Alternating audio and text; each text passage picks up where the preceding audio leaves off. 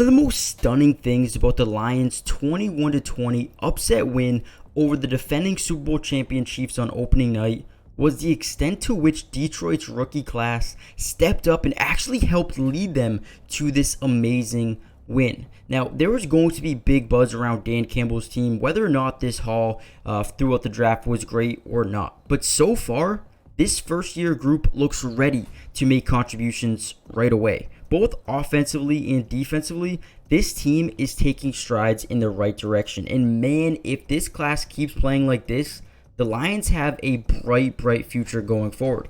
In this video, I'll be breaking down why I believe the Lions draft class this season has potential to be generational. But more importantly, why I think the Lions have what it takes to compete for something special this season, especially with what they showed on Thursday night. And for a back like Gibbs, who you can flex out wide, you can have him out running out routes out of the backfield, it creates a lot of matchup nightmares because if he's in space against a linebacker, you won. His greatest asset at Alabama was his explosiveness with the ball in his hands, and the way that they're talking, and offensive coordinator Ben Johnson, I have to imagine, is just over the moon thinking of ways to use him, makes me excited to see how he's deployed in this offense. Now, the Lions had 4 guys right away step in and, make a difference at such a young age. These players include Jahmyr Gibbs, Jack Campbell, Brian Branch, and even Sam Laporta. Now, let's firstly talk about Jahmyr Gibbs. Now, to be fair, he didn't touch the field as much as I thought he would. However, it's clear as day they do love what they have in David Montgomery and what he does for them, but it seems like they're going to continue to lightly work Jahmyr Gibbs more and more into this offense as time goes on, and we even heard that from Dan Campbell. Now, Gibbs had 7 rushing attempts for 42 yards and also flashed some very nice athleticism, elusiveness on 2 separate occasions. He had 2 plays where he gained 17 yards and 18 yards, and he looked to me as extremely versatile as a running back. Now, DeAndre Swift did come out and dominate Thursday Night Football last night, but Jahmyr Gibbs looks so talented, and I'm starting to realize why they made this trade. However, if Swift continues to play like he did last night, then maybe it will be a little bit concerning. But Jahmyr Gibbs overall as a player looks phenomenal, and I don't think that the trade they made was bad at all. I think Jahmyr Gibbs could be a generational type running back with his elusiveness, his ability to make people miss in the open field, and just his ability to catch the football out of the backfield as well. Now, Dan Campbell lasered in on the fact that he likes the fact that Gibbs can take a 4 to 5 yard run and turn him into a lot more with his ability to break tackles and weave in and out of defenders. And personally, I love what I saw from Jahmyr Gibbs, and I can see exactly why they took a gamble on him. Now, Gibbs is going to be a vital part of this offense, not only for the rest of the season, but for the foreseeable future as well. Now, before we get into the defensive side of the ball, I quickly want to talk about Sam Laporta, a rookie tight end who was actually more involved in this offense than I thought he would be. Coming into the season, I started to believe that they would take their approach of easing him into the starting lineup, easing him into the offense. But no, it seemed like he was ready right away to produce at a solid level, and that's exactly what he did, catching all 5 of his targets for 39 yards, and quite frankly, Amon-Ra St. Brown was the only player in the game with more catches than Sam Laporta. And although Sam wasn't used as a vertical threat too much, he ate up some man-to-man coverages and was lethal, creating some space over the middle of the field. Not only was he relatively productive in the passing game, but he also had a couple of huge run blocks in this game as well.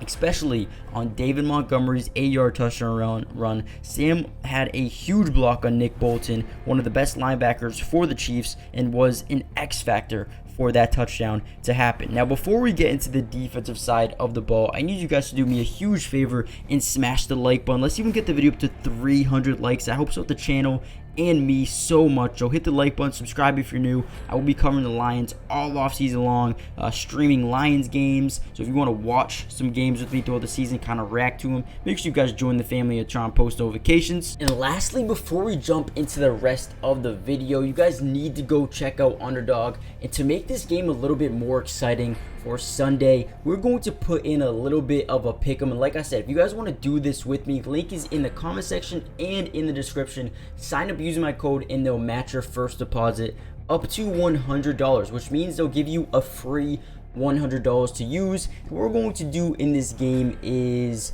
I want to go Jason Myers over 6 kicking points. I feel like the Lions will do a great job stopping them for field goals, so I want to do that one. I want to go Jared Goff over 3.5 rushing yards, and then lastly I want to go Amon-Ra St. Brown over 6.5 catches.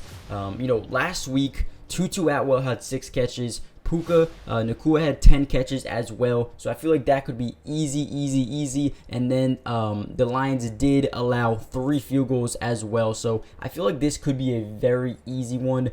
Jared Goff also, or Matthew Stafford had 11 rushing yards last game, so I think Jared Goff can easily hit this number as well. So if you guys want to do this with me, I'm only going to do, let's see, we'll do $4 for 24. Hey, if we win, we get 24. If we lose, it's only $4. We good. So if you guys want to tail or do this with me, use the promo code.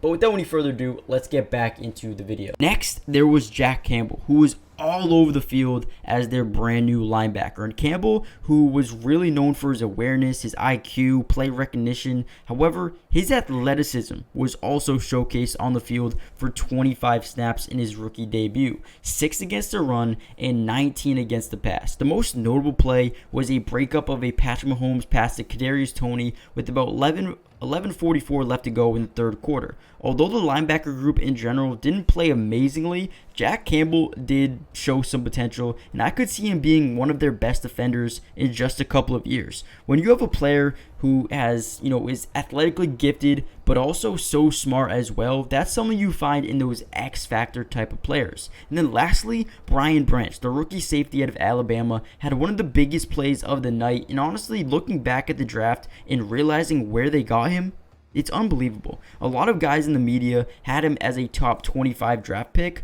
but in this class, they drafted him at 46 pick of the second round. That is absolutely a steal. However, in this game, he played like he was one of the top picks in this past draft, allowing 2 catches on 4 targets for 7 yards and held the quarterback to a rating of 56.3. He also had the highlight of the day on a 50-yard pick 6, and he also looked incredible in some man-to-man cover situations. So right away, he is starting to look like a hybrid safety who can come in and just play alongside, Cameron Sutton and CJ Gardner-Johnson, Kirby Joseph. I mean, he's coming in here right away and making a difference. Again, something I didn't really expect to see out of Brian Branch. I thought he was going to play a little bit of backup safety, but it looks like he could be the starting nickel as someone who can really tackle, but also can play well in coverage as well. But overall, it is early to decide whether or not these guys are the real deal or not.